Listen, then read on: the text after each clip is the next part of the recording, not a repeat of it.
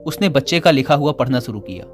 बच्चे ने लिखा था, और मुझे इस बात की खुशी है कि मेरे पास पिता हैं, क्योंकि मेरे दोस्त सोहन के तो पिता ही नहीं हैं।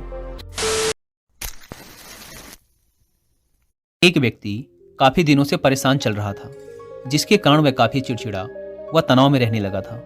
वह इस बात से परेशान था कि घर के सारे खर्चे उसे ही उठाने पड़ते हैं। पूरे परिवार की जिम्मेदारी उसी के ऊपर है। किसी न किसी रिश्तेदार का उसके यहाँ आना जाना लगा ही रहता है। इन्हीं बातों को सोच सोच कर वह काफी परेशान रहता था। अपने इसी मानसिक तनाव के चलते वह बच्चों को अक्सर डांट देता व उसका अपनी पत्नी से भी ज्यादातर समय किसी न किसी बात पर झगड़ा चलता ही रहता। एक दिन उसका बेटा उसके पास आया और बोला, पिताजी, मेरे स्कूल का होमवर्क करा दीजिए। वह व्यक्ति पहले से ही तनाव में था, तो उसने बेटे को डांट कर भगा दिया। लेकिन जब थोड़ी देर बाद उसका गुस्सा शांत हुआ तो वह बेटे के पास गया। उसने देखा कि बेटा सोया हुआ है और उसके हाथ में उसके होमवर्क की कॉपी है। उसने कॉपी उठाकर देखा और जैसे उसने कॉपी नीचे रखनी चाहिए, उसकी नज़र होमवर्क के टाइटल पर पड़ी। होमवर्क का टाइटल था, वे चीज़ें जो हमें शुरू में अच्छी नहीं लगती लेकिन बाद में वे अच्छी ही होती हैं। इस टाइटल पर बच्चे को एक पैराग्राफ लिखना था, जो उसने लिख लिया था। उत्सुकतावश उसने बच्चे का लिखा हुआ पढ़ना शुरू किया। बच्चे ने लिखा था, मैं अपने फाइनल एग्जाम्स को बहुत धन्यवाद देता हूँ, क्योंकि शुरू में तो ये बिल्कुल अच्छे नहीं लगते, लेकिन इनके बाद स्कूल की छुट्टियाँ पड़ जाती हैं। मैं खराब स्वाद वाली कड़वी दवाइयों को बहुत धन्यवाद देता हूँ, क्योंकि शुरू में तो ये बहुत कड़वी लगती हैं, लेकिन ये मुझे बीमारी से ठीक करती हैं। मैं सुबह सुबह जगाने वाली उस अलार्म घड़ी को बहुत धन्यवाद देता हूँ, जो मुझे हर सुबह बताती है कि मैं जीवित हूँ।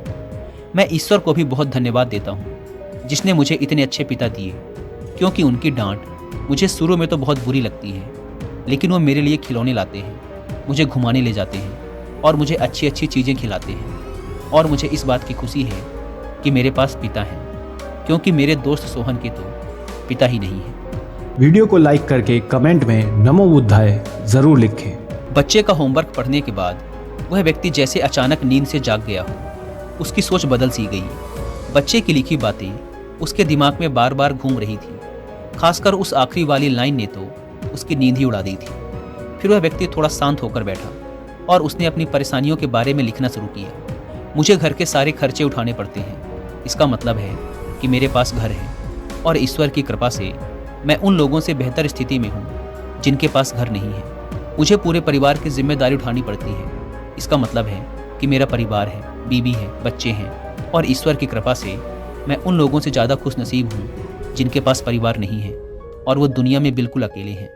मेरे यहाँ कोई न कोई मित्र या रिश्तेदार आता जाता रहता है। इसका मतलब है कि मेरी एक सामाजिक हैसियत है और मेरे पास मेरे सुख दुख में साथ देने वाले लोग हैं। ये सब विचार आते ही उसने हाथ जोड़ दिए और आसमान की तरफ देखकर बोला, हे ईश्वर, तेरा बहुत बहुत धन्यवाद। मुझे माफ़ करना, मैं तेरी कृपा को पहचान नहीं पाया। इसके बाद उसकी सोच एकदम से बदल गई। उसकी सारी परेशानी, सारी चिंता एकदम से जैसे खत्म हो गई हो। उसने अपने अंदर एक अजीब सी शांति महसूस की।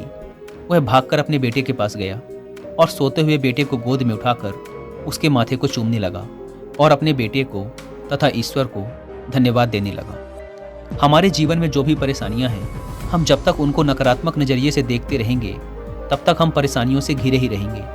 लेकिन जैसे ही हम उन्हीं चीज़ों को, उन्हीं परिस्थितियों को सकारात्मक नज़रिए से देखना शुरू कर देंगे, हमारी सोच एकदम से बदल जाएगी। हमारी सारी चिंताएं, सारी परेशानियां, सारे तनाव एकदम से खत्म हो जाएंगे और हमें मुश्किलों से निकलने के नए नए रास्ते दिखने शुरू हो जाएंगे। पॉजिटिव थिंकिंग की इसी चमत्कारिक ताकत के बारे में की जड़ें हमारे मन में होती हैं। हम मन से ही जीतते और हारते हैं। इसके साथ ही कि कैसे खुद पर विश्वास करना है, चिंता करने की आदत को तोड़ना है और अपने विचारों पर नियंत्रण करके वह अपने दृष्टिकोण को बदलकर अपने जीवन को नियंत्रित करना है। भी व्यक्ति बुरी से बुरी कंडीशन में भी खुद को शांत और पॉजिटिव रख सकता है। इससे और भी वीडियोस देखने के लिए सब्सक्राइब कीजिए चैनल को और दबाइए बेल आइकन को।